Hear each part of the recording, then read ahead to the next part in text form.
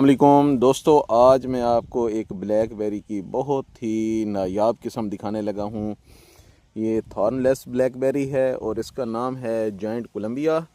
ये यूएसए की वैरायटी है और इसका आप साइज़ देखें, बहुत बड़ा साइज़ है।